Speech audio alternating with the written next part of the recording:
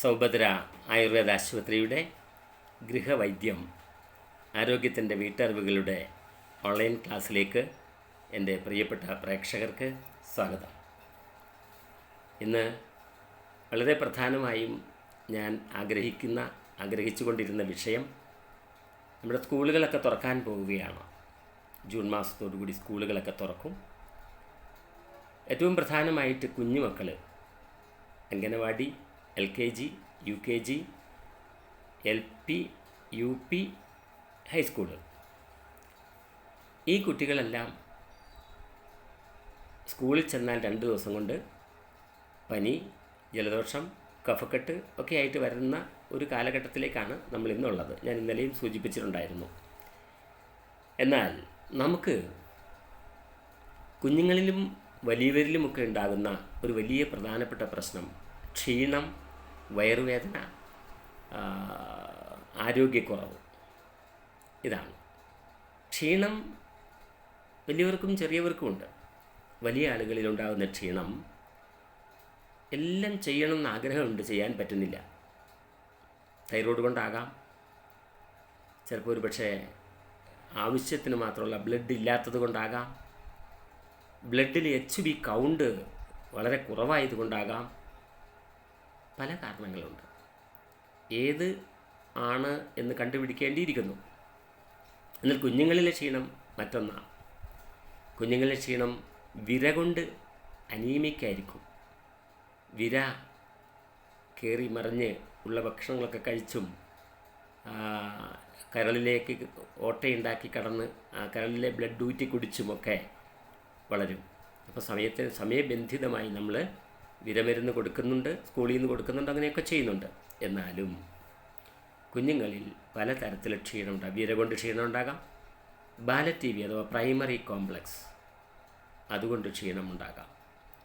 ബാലറ്റീവി എന്നുദ്ദേശിക്കുന്നത് കുഞ്ഞുങ്ങളുടെ നെഞ്ചും കൂടൊക്കെ പൊന്തി വാരിയെല്ലുകളൊക്കെ ഇങ്ങനെ കാണാം. കഫക്കെട്ട് എപ്പോഴും ഉണ്ടാകാം, ചുമ ഉണ്ടാകാം, എപ്പോഴും പനി വരാം, വൈകുന്നേരങ്ങളിലൊക്കെ ചുമച്ച് ഛർദ്ദിക്കേണ്ട അവസ്ഥാവിശേഷം ഉണ്ടാകാം. ഇങ്ങനെയൊക്കെയാണ് ഈ കുഞ്ഞുങ്ങളിലെ ലക്ഷണങ്ങൾ മുഴുവനും. ഇവിടെ നമ്മൾ ആദ്യം ചെയ്യേണ്ടത്, ഞാൻ നൽകുന്ന വിഷയം ആരോഗ്യത്തിൻ്റെ വീട്ടറിവുകളാണ്. അപ്പോൾ അതുകൊണ്ട് തന്നെ ആദ്യം നിങ്ങൾ ഈ കുഞ്ഞുങ്ങളുടെ കഴുത്തിന് ചുറ്റും മെല്ലെ ഒന്ന് തടവി നോക്കുക. ഒരുപാട് അമർത്തിയല്ല, പതുക്കെ തടവി നോക്കിയാൽ ചെറിയ ചെറിയ മുഴകൾ കാണാം. അത് ലസികാ ഗ്രന്ഥികൾ വികസിക്കുന്നതാണ്. TB-യാണ്, ബാലറ്റീവി, പ്രൈമറി കോംപ്ലക്സ് എന്നും പറയും. അപ്പോൾ അതിന് മാൻഡോക്സ് ടെസ്റ്റും ESR ടെസ്റ്റും ഒക്കെ എടുക്കാറുണ്ട് ലാബുകളിൽ. പക്ഷെ എന്നാൽ പോലും ഇതൊന്നും വേണ്ട. നമുക്കിങ്ങനെ ഈ കുഞ്ഞുങ്ങൾക്ക് എല്ല് ഒക്കെ പുറത്ത് കാണുന്ന രീതിയിലാവുകയും എന്ത് കഴിച്ചാലും നന്നാവാതെ വരികയും അങ്ങനെയൊക്കെ ചെയ്യുന്നു എങ്കിൽ നാം ഓർക്കണം, ഈ കഴുത്ത് ഇങ്ങനെ ഒന്ന് തടവി നോക്കിയിട്ട് ബാലറ്റീവി ആണ് എന്ന് നമുക്ക് ഉറപ്പുവരുത്താം. ബാലറ്റീവിയാണ്. ഈ ബാലറ്റീവി മാറാനായിട്ട്, ഈ കുഞ്ഞുങ്ങളെ രക്ഷിക്കാനായിട്ട് സാധാരണ അലോപ്പതി ഗുളികകളുണ്ട് ഇഷ്ടം പോലെ. ആർസിൻ, ഐസോക്കിൻ എന്നൊക്കെ പറയുന്ന അലോപ്പതി ഗുളികകൾ ഉണ്ട്. ഇന്നിപ്പോൾ പുതിയ തരത്തിലുള്ള ഗുളികകളുടെ പേരൊക്കെ എനിക്ക് അറിഞ്ഞുകൂടാ, അലോപ്പതി ആയതുകൊണ്ട് അറിയത്തില്ല.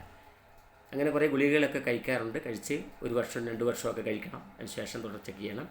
ഇതെല്ലാം ചെയ്യണം, നല്ലത്. അതും കഴിച്ചോട്ടെ, കഴിക്കാതിരിക്കരുത്. അതിൽ ഡോക്ടറെ കാണിച്ച് ബാലറ്റീവിയാണെന്ന് ഉറപ്പ് വരുത്തുമ്പോൾ നിങ്ങൾ ഡോക്ടർ പറയും പ്രകാരം മരുന്ന് കൊടുക്കുക. എന്നാൽ എളുപ്പത്തിൽ മാറാനും ഈ ബാലറ്റീവി പ്രായം ചെല്ലുമ്പോൾ TB ആകാതിരിക്കാനും അതിൻ്റെ ക്ഷീണം മാറിയെടുക്കാനും ആ നെഞ്ചും കൂടി ഉയർന്ന് വാരിയെല്ലുകളൊക്കെ പുറമേ കാണാവുന്ന രീതിയിലാകുന്ന അവസ്ഥ മാറാനും ഒക്കെ പണ്ട് കാലത്ത് തവള പിടിച്ച് വറുത്ത് കൊടുക്കുമായിരുന്നു. തവളയുടെ ആ കാല് 4 തോല് കളഞ്ഞ് കുരുമുളക് പൊടിയിട്ട് വെളിച്ചെണ്ണയിൽ വറുത്ത് കൊടുക്കും. യൂറോപ്യൻ കൺട്രീസിലൊക്കെ ഇത് കഴിക്കാറുണ്ട്. നമ്മുടെ കേരളത്തിൽ നിന്ന് കയറി പോകുന്ന ഈ സാധനങ്ങളൊക്കെ ഉണ്ടായിരുന്നു. ഇപ്പം അങ്ങനെ പിടുത്തമൊക്കെ കുറവാണെന്ന് തോന്നുന്നു. പണ്ടൊക്കെ കൃഷിക്കാരും മറ്റു കർഷകരെല്ലാം ഇത് ഉപയോഗിക്കുമായിരുന്നു, കുഞ്ഞുങ്ങൾക്ക് കൊടുക്കുമായിരുന്നു. ഇതൊക്കെ നല്ലതാണ്. തവിട് ചുട്ട് അട കൊടുക്കാം, അതൊക്കെ വളരെ ഫലപ്രദമാണ്. ഇനി കുഞ്ഞുങ്ങളിലാണ് ഞാൻ മുൻപ് സൂചിപ്പിച്ച പോലെ ഇങ്ങനെയൊന്നുമില്ല, എത്ര ഭക്ഷണം കഴിച്ചാലും നന്നാവുന്നില്ല, ചുമ കഫക്കെട്ടൊക്കെ കുറവാണ്, കുട്ടിക്ക് എപ്പോഴും ക്ഷീണമാണ്, ആവശ്യമായ വൈറ്റമിൻ്റെ കുറവുകളായിരിക്കാം. അപ്പം നമ്മൾ ഈ കുട്ടികൾക്കൊക്കെ ഒരു ക്യാരറ്റ് ജ്യൂസ് കൊടുത്തേ. ക്യാരറ്റ് തോല് കളയാതെ 5 മിനിറ്റ് നേരം ഉപ്പിലിട്ട് കഴിഞ്ഞതിന് ശേഷം നന്നായി 3-4 പ്രാവശ്യം കഴുകി മുറിച്ച് ഒരു ഗ്ലാസ് വെള്ളം, തിളപ്പിച്ചാറിയ വെള്ളം ഒഴിച്ച് ജ്യൂസ് അടിച്ച് കൊടുത്തേ. അത് കുഞ്ഞുങ്ങൾക്ക് ആരോഗ്യ വർദ്ധിക്കും. ഞാൻ സ്കൂളുകളിലൊക്കെ ആരോഗ്യത്തിൻ്റെ വീട്ടറിവുകളുടെ ക്ലാസ് എടുക്കാനായിട്ട് പോകലുണ്ടായിരുന്നു. 2016 വരെയൊക്കെ സജീവമായിരുന്നു. എന്ന് പറഞ്ഞാൽ കൊറോണയ്ക്ക് മുമ്പ് വരേക്ക് എല്ലാ സ്കൂളുകളിലും എന്നെ വിളിക്കും, പോകും, ചെല്ലും. അപ്പോൾ അവിടെ ഒരു വലിയ സ്കൂൾ, ഒത്തിരി കുട്ടികൾ പഠിക്കുന്ന ഇംഗ്ലീഷ് മീഡിയം സ്കൂൾ, CBSE സിലബസിലെ ആ സ്കൂളിൽ കടന്നു ചെന്നപ്പോൾ അവിടുത്തെ പ്രിൻസിപ്പാൾ എന്നെയും കൂട്ടി കുട്ടികളെ ഇരുത്തിയ ആ ഓഡിറ്റോറിയത്തിലേക്ക് കൊണ്ടുപോവുക. അപ്പോൾ ഞാൻ ഒരു പാസേജിലൂടെ നടന്നു പോകുമ്പോൾ ഇരു സൈഡിലെയും റൂമുകളിൽ ഡോറ് തുറന്ന് കിടക്കുന്നുണ്ട്. ഷൂവും യൂണിഫോമൊക്കെ ഇട്ട കുട്ടികൾ ഷൂ പോലും അഴിക്കാതെ കട്ടിലിൽ കിടക്കുന്നുണ്ട്. ചിലർ വീശി കൊടുക്കുന്നുണ്ട്, ചിലർ മുഖത്ത് വെള്ളവും കുടയുന്നുണ്ട്, അങ്ങനെയൊക്കെ. അപ്പോൾ ഞാനവിടെ നിന്നു, എല്ലാ റൂമിലും ഒന്നുകൂടെ നോക്കി, ചോദിച്ചു. അപ്പോൾ പറഞ്ഞു, അസംബ്ലിക്ക് കുട്ടികൾ നിന്നാൽ അസംബ്ലി കഴിയുമ്പോഴത്തേക്ക് കുറേയൊക്കെ തലയിറങ്ങി വീഴും. കുറേയല്ല, ഒത്തിരി അധികം ആണും പെണ്ണും ഒക്കെ വീഴും. അതിനെയൊക്കെ എടുത്തുകൊണ്ട് വന്നു ഇവിടെ കടത്തുന്ന സ്ഥലമാണ്, അവിടെ ആയമാർ നോക്കാനുണ്ട്. കുറേ കഴിയുമ്പോൾ അത് മാറും. എന്താ കാരണം? നമ്മളുടെ കുഞ്ഞുങ്ങൾക്ക് ഒരു ടൈം ടേബിൾ ഇല്ലാതെ പോയി. കുഞ്ഞുങ്ങൾ മാത്രമല്ല, വലിയവർക്കും ഒരു ടൈം ടേബിൾ ഇല്ലാതെ പോയി. എന്തു ടൈം ടേബിൾ? പഠനത്തിന് മാത്രമല്ല ടൈം ടേബിൾ, ജീവിതത്തിന് ഓരോ ദിവസവും ചെലവഴിക്കണമെങ്കിൽ നമുക്കൊരു ടൈം ടേബിൾ ആവശ്യമാണ്. ആ ടൈം ടേബിൾ ഏത് സമയത്ത് എഴുന്നേൽക്കണം, ഏത് സമയത്ത് കിടന്നുറങ്ങണം, ഏത് സമയത്ത് കുളിക്കണം, ഏത് സമയത്ത് പഠിക്കണം, ഏത് സമയത്ത് നമുക്ക് TV കാണണം, അല്ലെങ്കിൽ മറ്റെന്തെങ്കിലും ആവശ്യ സാധനങ്ങൾ, ഏത് സമയത്ത് നമുക്ക് പച്ചക്കറി നടണം, ഏത് സമയത്ത് നമ്മൾ മുറ്റത്തൂടെ ആയിരിക്കണം എന്നൊക്കെയുള്ള ഒരു ടൈം ടേബിൾ, സമയബന്ധിതമായ ഒരു ടൈം ടേബിൾ ചിട്ടപ്പെടുത്തണം. ഈ ടൈം ടേബിൾ ചിട്ടപ്പെടുത്തുമ്പോഴാണ് മാനസിക ശാരീരിക വളർച്ച. പ്രധാനമായും ഈ ശാരീരിക മാനസിക വളർച്ച ഈ പ്രകൃതിയിൽ നിന്ന് തന്നെ ഉണ്ടാകണം. ആരാ പ്രകൃതി എന്നറിയുമോ? ദൈവം. ഞാൻ ആദ്യമേ സൂചിപ്പിക്കാറുണ്ട്, പള്ളിക്കുള്ളിലും അമ്പലങ്ങൾക്കുള്ളിലുമൊന്നും അല്ല ദൈവം ഇരിക്കുന്നത്, ഈ പ്രകൃതിയിൽ തന്നെ ഉണ്ട്. നമ്മുടെ ഹൃദയത്തിൻ്റെ താളങ്ങളും ഈ പ്രകൃതിയുടെ ചലനങ്ങളും ദൈവികമാണ്. ഈ പ്രകൃതിയോട് നാം സ്നേഹിച്ച് ഈ പ്രകൃതിയിലൂടെ ആയിരിക്കാൻ നമ്മെ പ്രാപ്തരാക്കുന്ന, കഴിവുണ്ടാക്കിയെടുക്കുന്ന ഒരു ദൈവിക ശക്തി നമ്മുടെ കൂടെയുണ്ട്. അപ്പോൾ ഈ പ്രകൃതിയെ വെട്ടിമുറിച്ച് തോടുകളും പുഴകളും അടച്ചു വെച്ച് റിസോർട്ടുകളും മണിമന്ദിരങ്ങളും ഉയരുമ്പോൾ, ഉയരരുതെന്ന് ഞാൻ പറയുന്നില്ല, ഉയരണം. പക്ഷേ പ്രകൃതിക്ക് ദോഷമില്ലാത്ത രീതിയിൽ ചെയ്യാനായിട്ട് ശീലിക്കണം. ഇന്ന് നമ്മളുടെ കോമൺ ആയിട്ട് പോകുമ്പോൾ വനമേഖലകളിൽ മൃഗങ്ങൾ നിൽക്കുന്നില്ല. എന്താ കാരണം? നല്ല കൊടും വേനലായ കുടിവെള്ളമില്ല, തിന്നാൻ ഒരു സാധനവുമില്ല. 2-3 ദിവസം പട്ടിണിയായി കഴിയുമ്പോൾ ആനയും പുലിയും കടുവയും ഒക്കെ നമ്മുടെ നാട്ടിലേക്ക് ഇറങ്ങും. ആനക്ക് ചക്ക കിട്ടിയാലും മാങ്ങ കിട്ടിയാലും എല്ലാം തിന്നും. ഈ 2-3 ദിവസം പട്ടിണി ഇരുന്ന് പ്രയാസപ്പെട്ട് ഈ കാട്ടിലേക്ക് വരുമ്പോൾ വെടിവെക്കാനും ഓടിക്കാനും തല്ലാനും പടക്കം പൊട്ടിക്കാനും ഒക്കെ ജനങ്ങളിറങ്ങുമ്പോൾ അവന് ദേഷ്യം കൂടും. അപ്പോൾ തിരിഞ്ഞ് അവനെ കൊല്ലാൻ ശ്രമിക്കുകയും കൊല്ലുകയും ഒക്കെ ചെയ്യുന്ന ഒരു കാലഘട്ടത്തിലാണ് നമ്മളിന്നുള്ളത്. നമ്മളുടെ ഭരണകർത്താക്കളൊന്നും അതിനെക്കുറിച്ച് മാത്രം ചിന്തിക്കാറില്ല. ഒരുപാട് ജീവനക്കാരും ഒരുപാട് ഫോറസ്റ്റ് ഉദ്യോഗസ്ഥന്മാരുമൊക്കെ ഉണ്ടെങ്കിൽ പോലും ആ 10-25 അടി ഹൈറ്റിൽ ഒരു ചെറിയ ചെരിഞ്ഞ മതിലുണ്ടാക്കി ഒരു മേൽപ്പാലം കൊടുത്താൽ അതിലൂടെ മനുഷ്യൻ കയറുകയും അതൊരു ടൂറിസമായി വളരുകയും ചെയ്യും. ടിക്കറ്റ് വെച്ച് കയറ്റണം. അങ്ങനെ പ്രകൃതിയിലെ ആ മനോഹാരിത ആസ്വദിക്കാൻ, ഈ കാട് ആസ്വദിക്കാൻ, ആ കാട്ടിൽ ജീവിക്കുന്ന മൃഗങ്ങളെ കാണാനും മനസ്സിലാക്കാനും ഒക്കെയുള്ള അവസരമായി മാറുന്ന സ്ഥിതിവിശേഷമുണ്ടാകും. ഇതൊന്നും നമ്മളുടെ ഭരണകർത്താക്കൾ ചിന്തിക്കുന്നില്ല. കുറേ ഓഫീസ്, കുറേ മന്ത്രിമാർ, കുറേ ജീവനക്കാർ, അത് മാത്രം. പക്ഷേ പ്രയോജനങ്ങളില്ലാതെ പോകുന്ന കാലഘട്ടത്തിലാണ് നമ്മളിന്ന് വളരുന്നത്. അപ്പോൾ അകത്ത് കയറുന്ന മാനുകളുടെയൊക്കെ ചെള്ള് നമ്മളെ കടിക്കും. ഒരു 2-3-4 മാസങ്ങൾക്കപ്പുറത്ത് ഒരു പെൺകുട്ടി വന്നു. ആ പെൺകുട്ടിയുടെ വലതുവശത്തെ വാരിയെല്ലിനോട് ചേർന്ന് ഒരു ചെറിയ തടിപ്പ്, ഭയങ്കര വേദനയാണ്. വേദന എന്ന് പറഞ്ഞാൽ അസഹ്യമായ വേദന. ആ കുട്ടി ഒരു 10-15 വയസ്സൊക്കെ ഉള്ളൂ, 15 വയസ്സ് താഴെ. അപ്പോൾ കുറേ ഡോക്ടർമാരെ കാണിച്ച് കുറേ ഓയിൻമെൻറ്റ് എഴുതി കൊടുത്തു, കുറേ ഗുളിക കൊടുത്തു, ആൻറ്റിബയോട്ടിക് കൊടുത്തു, കുഴപ്പമൊന്നുമില്ല എന്ന് പറയും. പക്ഷേ ഇടയ്ക്ക് ഭയങ്കര കുളഞ്ഞ് കുത്തിക്കൊള്ളുന്ന പെയിനിങ് വരും. അങ്ങനെ എൻ്റെ ഇടയ്ക്ക് കാണിക്കാൻ വന്നപ്പോൾ ഞാൻ പറഞ്ഞു, എന്തായാലും ശരി, ഇതൊരു സ്കാൻ ചെയ്യണം. ഒരു അൾട്രാസൗണ്ട് സ്കാൻ ചെയ്തപ്പോൾ അതിനകത്തൊരു ജീവി ഉണ്ട് എന്ന് കണ്ടെത്തി. എന്താണെന്നറിയത്തില്ല, ജീവനുള്ള ഒരു സാധനമുണ്ട് എന്ന് കണ്ടെത്തി. അങ്ങനെ കോഴിക്കോട് എൻ്റെ പ്രിയപ്പെട്ട ഒരു ഡോക്ടറുണ്ട്, doctor CC Suresh. Baby memorial ഹോസ്പിറ്റലിലെ സീനിയർ സർജനാണ്, മാസ്റ്റർ ഓഫ് സർജനാണ്. ഞാനേറെ ബഹുമാനിക്കുന്ന, പഴയ കാലത്തെ കഷ്ടപ്പാടിലൂടെ പഠിച്ച് വളർന്നു വന്ന മിടുക്കനായ ഒരു ഡോക്ടറായിരുന്നു അദ്ദേഹം. കോഴിക്കോട് മെഡിക്കൽ കോളേജിൽ പ്രൊഫസറായിരുന്നു.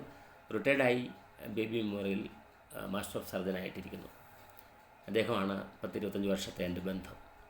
അങ്ങനെ ഡോക്ടറെ അടുക്കൽ അയച്ചു കഴിഞ്ഞപ്പോൾ ഡോക്ടർ പരിശോധന കഴിഞ്ഞ് അത് കീറിക്കളഞ്ഞ് പിളർന്ന് എന്നെ കാണിച്ച് അതിനകത്ത് ഒരു മാൻചെള്ളായിരുന്നു. മാൻചെൾ അതിനകത്ത് കയറി കൂടി പ്രസവിച്ച് കുഞ്ഞുങ്ങളുമായിട്ടിരിക്കണം. ഭാഗ്യം കൊണ്ട് ഒരു കൊല്ലവും കൂടി അല്ലെ 6 മാസം കൂടെയൊക്കെ മുന്നോട്ട് കൊണ്ടുപോകായിരുന്നെങ്കിൽ മൂപ്പര് മെല്ലെ തുളച്ച് ലിവറിലേക്ക് കയറിയാണ്. റൈറ്റ് സൈഡല്ലേ, ലിവറിലേക്ക് കയറിയാനായിരുന്നു. അപകടമാവുകയും ചെയ്യുമായിരുന്നു. അപ്പോൾ ഇങ്ങനെയൊക്കെ വരാനുള്ള കാരണങ്ങൾ, ഒരുപാട് രോഗങ്ങൾ നമുക്ക് വരാറുണ്ട്. ഇങ്ങനെ വരുമ്പം നമുക്ക് ക്ഷീണം, വേദന, റെസ്റ്റ് ഒക്കെ വരാം. അപ്പം നമ്മളുടെ ശാരീരിക ക്ഷീണം എന്താണ് എന്ന് നാം കണ്ടെത്തുകയും, ഇങ്ങനെ മെലിഞ്ഞു പോകുന്ന, എത്ര ഭക്ഷണം കഴിച്ചാലും ശരിയാകുന്നില്ല, ഇടയ്ക്കിടയ്ക്ക് പനി വരിക, ജലദോഷം വരിക, ചുമ വരിക, ഛർദി വരിക, അങ്ങനെ പോകുന്നുവെങ്കിൽ നമ്മളെപ്പോഴും അതിന് ചെയ്യേണ്ടത് എന്താണ് ഒരു കാരണം എന്നൊന്ന് കണ്ടെത്തണം എന്നുള്ളതാണ്. കണ്ടെത്തിയതിന് ശേഷവും ഈ തവിട് ചുട്ടട കഴിക്കുകയും ക്യാരറ്റ് ജ്യൂസ് കഴിക്കുകയും ഒക്കെ ചെയ്താൽ നമുക്ക് പാൽക്കായം ഒക്കെ, വിരയൊക്കെ ഉണ്ടെങ്കിൽ പാൽക്കായം മതി. ഒരു ചെറിയ കുഞ്ഞുങ്ങളാണെങ്കിൽ ഒരു എന്ന് പറഞ്ഞാൽ അംഗനവാടി LKG വരെ UKG വരെ കൊട്ടെ ഒരു വൻപയറിൻ്റെ വലുപ്പത്തിൽ ഉരുട്ടി നല്ല പാൽക്കായം വാങ്ങണം. ഉരുട്ടി വയലിട്ടിട്ട് ചൂടുവെള്ളം കഴിക്കുക. അതിലും വലിയ കുട്ടികളാണെങ്കിൽ ഒരു വൻപയറിൻ്റെ വലുപ്പത്തിലെടുത്താൽ മതി. അപ്പോൾ അത് ദിവസവും കുറച്ച് അങ്ങോട്ട് രാത്രി കിടക്കാൻ നേരത്ത് കഴിച്ചാൽ വിരകളൊക്കെ മയങ്ങിപ്പോകും. വിരകൾക്കൊക്കെ ഒരു മയക്കം വരും. അങ്ങനെ സ്വയമേ അലിഞ്ഞില്ലാതാകും. പണ്ടത്തെ പോലെ വിര ഇളക്കാൻ വേണ്ടി വയറിളക്കാൻ മരുന്ന് കൊടുക്കാറില്ല. അതുകൊണ്ട് നമ്മൾ ഈ കാര്യങ്ങളെല്ലാം നമ്മൾ മനസ്സിലാക്കി വീടുകളിൽ ചെറിയ ചെറിയ കാര്യങ്ങൾ നമ്മൾ ചെയ്യണം. ഇനി രാവിലത്തെ ഭക്ഷണം, ഇപ്പോൾ സ്കൂളിൽ പോകുമ്പോൾ കുട്ടികളെ മുസ്ലിം സമുദായത്തിലാണെങ്കിൽ രാവിലെ മദ്രസയിൽ വിടണം. അവിടുന്ന് അതുങ്ങൾ ഓടി ഇവിടെ വരുമ്പോഴത്തേക്ക് സ്കൂളിൽ അയക്കണം. അപ്പോൾ ഇതുങ്ങൾക്ക് നേരം വേണം രാവിലെ ഭക്ഷണം കഴിക്കാൻ പറ്റാതെ വരും. ബ്രേക്ക്ഫാസ്റ്റാണ് ഏറ്റവും പ്രധാനം. അപ്പോൾ എന്നെ കേൾക്കുന്ന വീട്ടമ്മമാർ, എന്നെ മനസ്സിലാക്കുന്ന ആളുകൾ, നിങ്ങളൊരു കാര്യം ചെയ്യും. ഒരു നേന്ത്രപ്പഴം വലുതോ അല്ലെങ്കിൽ അതിൻ്റെ പകുതിയോ പുഴുങ്ങിയതും ഒരു നാടൻ കോഴിമുട്ടയും പുഴുങ്ങിക്കൊടുക്കുക. അവർക്ക് ഉച്ച വരെയുള്ള അല്ല വൈകുന്നേരം വരെയുള്ള എനർജിക്ക് അത് മതി. കുറേ ദോശയും കുറേ ഇഡ്ഡലിയും കുറേ ഉപ്മാവൊന്നും കഴിച്ചോണമെന്നില്ല. ഇനിയിപ്പോൾ ദോശയാണ് കഴിക്കണമെങ്കിൽ അത് കഴിക്കാം. ചിലപ്പോൾ ഈ കുഞ്ഞുങ്ങൾക്ക് അതൊന്നും ഇഷ്ടമില്ലാതെ വരും രാവിലെ ഏറ്റു പോകുമ്പോൾ. ഒന്നാമത് ആ സമയത്ത് വിളിച്ചേൽപ്പിച്ച് തല്ലിക്കൊട്ടി കുളിച്ച് പോകാനുള്ള തിരക്കിൽ അവർ ഭക്ഷണം കഴിക്കാൻ മടിക്കും. അപ്പം നമ്മൾ ചെയ്യേണ്ടത് ഇതുപോലെയുള്ള ലളിതമായ ഭക്ഷണം ഉച്ചയ്ക്ക് കൊടുക്കാൻ, രാവിലെ കൊടുക്കാൻ ശ്രമിക്കുക. ഉച്ചയ്ക്ക് കൊടുത്തയക്കുക. വൈകിട്ടൊക്കെ നമ്മൾ ഭക്ഷണം വീട്ടിൽ കഴിക്കാം. വൈകുന്നേരം വരുമ്പോൾ അവിടത്തേക്ക് അവർക്ക് ഒരു ചെറുപയർ ഒരു സ്പൂൺ മതി. മുളപ്പിച്ചിട്ട് എത്ര മക്കളുണ്ടോ എല്ലാവർക്കും ഓരോ സ്പൂൺ, എത്ര വീട്ടിൽ വലിയവരുണ്ടോ അവർക്കൊക്കെ ഓരോ സ്പൂൺ. അങ്ങനെയെല്ലാം നന്നായിട്ട് കഴുകി ഒരു തുണിയിൽ കെട്ടി വെള്ളത്തിലിട്ട് വെച്ച് അതെടുത്ത് കെട്ടി പിറ്റേന്ന് രാവിലെ അതെടുത്ത് ഒരു വെയിറ്റ് കയറ്റി വെക്കുക. അഴുക്കില്ലാത്തൊരു വെയിറ്റ് കയറ്റി വെക്കുക. അങ്ങനെ പോയി കഴിഞ്ഞാൽ പിറ്റേ ദിവസം വൈകുന്നേരം ആകുമ്പോൾ മുളയ്ക്കും. അന്ന് രാത്രിയിൽ വൈകുന്നേരങ്ങളിലൊക്കെ വന്നാൽ ഉടനെ സ്കൂൾ കഴിഞ്ഞ് വന്നാൽ ഉടനെ അവർക്ക് ഇത്തിരി തേങ്ങ നന്നായി ചിരണ്ടിയിട്ടിട്ട് അത് കൊടുക്കുക, തിന്നട്ടെ. അപ്പോൾ അവർക്ക് കുറച്ചുകൂടെ എനർജി ആകും, ആൻറ്റി ഓക്സിഡൻ്റ് ആകും, കുറേ വൈറ്റമിനുകളിലൂടെ പ്രദാനം ചെയ്തു. വേവിച്ചല്ല കൊടുക്കേണ്ടത്. ഇനി രാത്രി കിടക്കുമ്പം കുറച്ച് ഉണക്കമുന്തിരി നന്നായി കഴുകി, ഈ ഉണക്കമുന്തിരി കഴുകുമ്പം ഉണക്കമുന്തിരി ഡ്രയറിൽ വെച്ച് ഉണക്കി കഴിയുമ്പോൾ ചുരുങ്ങിയിരിക്കും. അതിനകത്തൊക്കെ പണ്ടൊക്കെ അടിച്ച വിഷമൊക്കെ കയറിയിരിക്കും. കാരണം പക്ഷി കയറാതെയും പുഴു കയറാതെയും ഇരിക്കാനുള്ള മരുന്നടിച്ച കാര്യങ്ങളൊക്കെ ഉണ്ടാകാം. അപ്പോൾ നന്നായിട്ട് കുറച്ച് സമയം വെള്ളത്തിലിട്ട് വെച്ച് നന്നായിട്ട് വിരൽ കൊണ്ട് ഉരച്ച് കഴുകിക്കളഞ്ഞ് എന്നിട്ട് വെള്ളത്തിലിട്ട് വെക്കുക. രാവിലെ ഏറ്റു വരുമ്പോൾ ഒരു 2-3 ഈ ഉണക്കമുന്തിരി വെള്ളത്തിലിട്ട് വെച്ച് കൊടുക്കുക. അപ്പോൾ രക്തം ഉണ്ടാവാനായിട്ട്, രക്തക്കുറവിനെ പരിഹരിക്കാനായിട്ട് അത് മതി. അപ്പം നമ്മൾ ഈ ലളിത വഴികളിലൂടെ കുഞ്ഞുങ്ങളെ കൊണ്ടുപോകണം. ഞാൻ ആദ്യം പറഞ്ഞ പോലെ തന്നെ എഴുന്നേക്കൽ. എല്ലാ കുഞ്ഞുമക്കളെയും ഒരു 5:30 മണിക്കെങ്കിലും എഴുന്നേൽപ്പിക്കണം. നമ്മുടെ ചെറുതും വലുതുമായ കുട്ടികളൊക്കെ 5:30 മണിക്ക് എഴുന്നേൽപ്പിക്കാൻ ശ്രമിക്കണം. 5:30 മണിക്ക് എഴുന്നേറ്റ് അവരുടെ പ്രാരംഭ ജോലികൾ ചെയ്ത് സൈക്കിൾ ചവിട്ടുകയോ അല്ലെങ്കിൽ ആ പ്രാഥമിക കാര്യങ്ങളൊക്കെ ചെയ്തിട്ട് സൈക്കിൾ ചവിട്ടുകയോ വള്ളി ചാടുകയോ ഒക്കെ ചെയ്തിട്ട് മുറ്റത്ത് ലൈവായിട്ട് മുറ്റത്തപ്പളും അച്ഛനും അമ്മയും ഒക്കെ മാതാപിതാക്കളോട് ഇറങ്ങിച്ചെല്ലണം. അങ്ങനെ വീട് ലൈവാക്കണം, ജീവനുള്ളതാക്കണം. കുഞ്ഞുങ്ങളുടെ ഇളക്കവും മറിയലും കളിയും ചിരിയും കരച്ചിലും എല്ലാം വീടിൻ്റെ ജീവനാണ്. വീട് ജീവൻ തുടിക്കുന്ന അപ്പോഴാണ്. അപ്പോൾ ഇവിടെ മടിച്ചു നിൽക്കാതെ മാതാപിതാക്കളും കൂടെ അങ്ങ് ഇറങ്ങണം. മക്കളും മാതാപിതാക്കളും കൂടെ ഇറങ്ങി ഷട്ടിൽ കളിക്കുകയോ തമ്മിൽ വോളിബോൾ കളിക്കുകയോ അല്ലെങ്കിൽ കുഞ്ഞുങ്ങൾ സൈക്കിൾ ചവിട്ടട്ടെ, വള്ളി ചാടട്ടെ, ആണും പെണ്ണും വള്ളി ചാടട്ടെ, അങ്ങനെയൊക്കെ അങ്ങ് ചെയ്തേ. അപ്പോൾ പ്രകൃതിയുടെ ആ അതികാലത്തെയുള്ള ഫ്രഷ് എയർ നമുക്ക് സ്വീകരിക്കാനും ഒരു പുതിയ എനർജി ഉണ്ടാവാനും നല്ല ഉത്തേജനം ഉണ്ടാകാനും നല്ല വ്യക്തിത്വ വികാസം ഉണ്ടാകാനും നല്ല അനുഭവമായി മാറുന്ന നിമിഷങ്ങളായി മാറും. ആ കുഞ്ഞ് എത്ര വളർന്നാലും അവൻ്റെ ജീവിതത്തിൻ്റെ ഏതു മേഖലകളിലാണെങ്കിലും ക്ലാസ് എടുക്കുന്ന അധ്യാപകനായാലും മറ്റേതെങ്കിലും തലത്തിൽ ജോലി ചെയ്യുന്ന ആളുകളായാലും അവരുടെ കുഞ്ഞുനാളിലെ കാലത്തെക്കുറിച്ച് അവർ ചിന്തിക്കും. അപ്പോൾ ആ കുഞ്ഞുനാളിൽ അവർ പഠിച്ചു വളർന്നത് എങ്ങനെയെന്ന് ആ സ്കൂളുകളിൽ അവർ പങ്കുവെക്കും, ആ വേദികളിൽ പൊതുവേദികളിൽ അവർ പങ്കുവെക്കും. അങ്ങനെ പങ്കുവെക്കുമ്പോൾ ആണ് നമുക്ക് മനസ്സിലാകുക നമ്മുടെക്കും എന്തുകൊണ്ട് ഇത് ചെയ്താൽ പോരെ എന്ന് നമ്മളും ചിന്തിക്കുന്ന അപ്പോഴാണ്. എൻ്റെ പ്രിയപ്പെട്ടവരെ, നമ്മൾ ഇന്നു മുതൽ ഒരു തീരുമാനമെടുക്കണം. നമ്മുടെ കുഞ്ഞുങ്ങളെ വളർത്തുമ്പോൾ ഒരു അടുക്കും ചിട്ടയോടുകൂടി വളർത്താനും വീടുകളിലെ പണികൾ അവരെ കൊണ്ട് കൂടെ ചെയ്യിപ്പിക്കാനും ഇത്തിരി പച്ചക്കറികൾ വെച്ച് പിടിപ്പിക്കാനും അതിൽ നിന്ന് പ്രകൃതിദത്തമായി കിട്ടുന്ന സാധനങ്ങളെടുത്ത് നമ്മൾ കറിവെക്കാനും ഒക്കെ മക്കളെ പഠിപ്പിച്ചു കൊടുക്കണം. അങ്ങനെ അവരെ പഠിപ്പിച്ച് വളർത്തി വലുതാക്കി കൊണ്ടുവന്നാലാണ് അവർക്ക് സമൂഹത്തിന് എന്തെങ്കിലും കൊടുക്കാനും ചെയ്യാനും പറ്റുള്ളൂ. നമ്മൾ CBSE സിലബസ് പ്രകാരം കോട്ടും സൂട്ടും ഒക്കെ അണിഞ്ഞ് കാലേ മണ്ണ് പറ്റാതെ ഷൂ ഒക്കെ അണിഞ്ഞ് ടൈയൊക്കെ കെട്ടി നമ്മൾ രാവിലെ മുറ്റത്ത് വണ്ടി വരും, സ്കൂളിൽ ഇറക്കി വിടും, ആ സ്കൂളിൽ നിന്ന് വണ്ടി അടുത്ത വണ്ടിക്ക് തിരിച്ചു കൊണ്ടുവിടും. ഈ പട്ടാളച്ചുട്ടയിൽ വളരുന്ന കുഞ്ഞുങ്ങൾക്ക് ആരോഗ്യം വളരെ കുറവായിരിക്കും, പ്രതിരോധശേഷി കുറവായിരിക്കും. നമ്മുടെ കുഞ്ഞുങ്ങളിൽ പ്രതിരോധശേഷി വേണമെങ്കിൽ ഈ രാവിലെ ഏറ്റ് പ്രകൃതിയിൽ ഓടിക്കളിക്കുക, മുറ്റത്ത് നല്ല വീർക്കുന്ന രീതിയിലുള്ള കളികളും കാര്യങ്ങളുമൊക്കെ ആയിട്ട് മുന്നോട്ട് പോവുകയൊക്കെ ചെയ്യുമ്പോൾ നമുക്ക് ഉറപ്പിക്കാം നമ്മുടെ കുഞ്ഞുങ്ങൾ ആരോഗ്യകരമായി വരും എന്ന്. ഇപ്പോൾ കാലിലൊക്കെ മണ്ണ് പറ്റി മൺതരികളിൽ ചവിട്ടി വേണം നടക്കാൻ. ഈ പ്രകൃതി നമ്മെ ശുദ്ധീകരിക്കും, ഈ മണ്ണ് നമ്മെ ശുദ്ധീകരിക്കും. ഈ പ്രകൃതിയിൽ ദൈവികത ഉണ്ട് എന്ന് നാം തിരിച്ചറിയണം. പ്രകൃതിയിൽ തന്നെ ദൈവികത ഉണ്ട് എന്ന് തിരിച്ചറിയണം. എന്നാൽ അമ്പലങ്ങളും പള്ളികളും ഒക്കെ വേണ്ടെന്നല്ല, വേണം.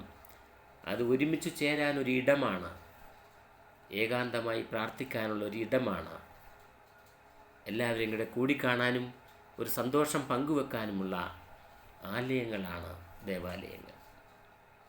അപ്പോൾ നമ്മുടെ വ്യക്തിത്വ വികാസത്തിന്, പരസ്പര ഐക്യത്തിന്, പരസ്പര സ്നേഹത്തിന് ദേവാലയങ്ങൾ വേണം. പക്ഷേ നേർച്ചപ്പെട്ടിയിൽ കാശിടുന്നതിനേക്കാൾ നല്ലത് ജീവിക്കുന്നവൻ്റെ, ജീവനോടെ ഇരിക്കുന്ന ആളുടെ കണ്ണുനീർ ഒപ്പാൻ വാക്കുകൊണ്ടോ പ്രവൃത്തി കൊണ്ടോ പെരുമാറ്റം കൊണ്ടോ സമ്പത്ത് കൊണ്ടോ ചെയ്യാൻ കഴിയുമോ എന്നാണ് നാം ചിന്തിക്കേണ്ടത്. അങ്ങനെ കഴിയുകയാണെങ്കിൽ മാത്രമേ നമ്മളിൽ ദൈവികതയുള്ളൂ, അല്ലെങ്കിൽ ദൈവികത നമ്മൾ നഷ്ടപ്പെട്ടുകൊണ്ടിരിക്കുന്നു എന്ന് കരുതണം. അപ്പോൾ വലിയവരിലുണ്ടാകുന്ന ക്ഷീണം പലതരത്തിൽ പല കാരണങ്ങൾക്കുണ്ട്. ഇപ്പം സ്ത്രീകളെ മാസമുറ കറക്റ്റായില്ലെങ്കിൽ ക്ഷീണം വരാം, മാസമുറ അമിതമായാൽ ക്ഷീണം വരാം, എല്ലാ മാസവും കറക്റ്റായിട്ട് ഉണ്ടാകാതിരുന്നാൽ ക്ഷീണം വരാം. ആ മാസമുറ നിന്ന സ്ത്രീകളിൽ അമിത ചൂടുണ്ടാകാം, വിയർപ്പ് എപ്പോഴും ഉണ്ടാകാം, പെട്ടെന്ന് ദേഷ്യമുണ്ടാകാം, പെട്ടെന്ന് സങ്കടമുണ്ടാകാം, ശരീരവേദനകളുണ്ടാക്കാം, ജോയിൻറ്റുകളിൽ വേദനകളുണ്ടാക്കാം, അങ്ങനെയൊക്കെ ചെയ്യാം. അപ്പോൾ ഇവിടെയൊക്കെ നമ്മൾ ഇത്തിരി തെങ്ങിൻ്റെ പഴുത്ത മടൽ മുറിച്ചിട്ടിട്ട് ഇത്തിരി ചെറിയ ഇലയുള്ള കുറുന്തോട്ടിയും കൂടെ അരിഞ്ഞിട്ടിട്ട് കഴുകി അരിഞ്ഞിട്ടിട്ട് വെള്ളം തിളപ്പിച്ച് കുളിക്കുന്നത് വളരെ നല്ലതാണ്. അങ്ങനെ നമ്മൾ വലിയ ആളുകളും കുഞ്ഞുങ്ങളും ഒക്കെ ഈ രീതിയിൽ ആരോഗ്യമുള്ള ഒരു സമൂഹമായിട്ട് നമ്മുടെ കുടുംബത്തെ മാറ്റിയെടുക്കാൻ, നാടിനെ മാറ്റിയെടുക്കാൻ നമുക്കാവില്ല. 10 കുടുംബങ്ങൾ മാറുമ്പോൾ അത് കേട്ടറിഞ്ഞ് 5 കുടുംബങ്ങൾ ശരിയാവും, അത് കേട്ടറിഞ്ഞ് 3 കുടുംബങ്ങൾ ശരിയാകും. അങ്ങനെ കുറച്ച് സ്പ്രെഡാവും. അങ്ങനെ അവരുടെ വീട്ടിൽ വലിയ അസുഖങ്ങളും പ്രശ്നങ്ങളൊന്നും ഇല്ലെന്ന് കേട്ടാൽ എങ്ങനെയായിരിക്കും അതിൻ്റെ കാരണമെന്ന് അന്വേഷിക്കാൻ ആൾ വരും. അങ്ങനെ നമുക്ക് അതിൻ്റെ മറുപടി കൊടുക്കാൻ നമുക്ക് കഴിയണം. അങ്ങനെ ആത്മാർത്ഥതയോടുകൂടിയുള്ള ഒരു നല്ല ജീവിതം നയിക്കാനായിട്ട്, ഒരു അടുക്കും ചിട്ടയും ഉണ്ടാകാനായിട്ട് എല്ലാവർക്കും കഴിയട്ടെ എന്ന് ഞാൻ ആശംസിക്കുന്നു. ദൈവാനുഗ്രഹത്തോടു കൂടി നിങ്ങളും അത് മനസ്സിൽ ഉൾക്കൊള്ളണം, അത് ജീവിതത്തിൽ പ്രാവർത്തികമാക്കാൻ ശ്രമിക്കുകയും ചെയ്യണം എന്ന നല്ല ചിന്തയോടുകൂടി നന്ദി, നമസ്കാരം.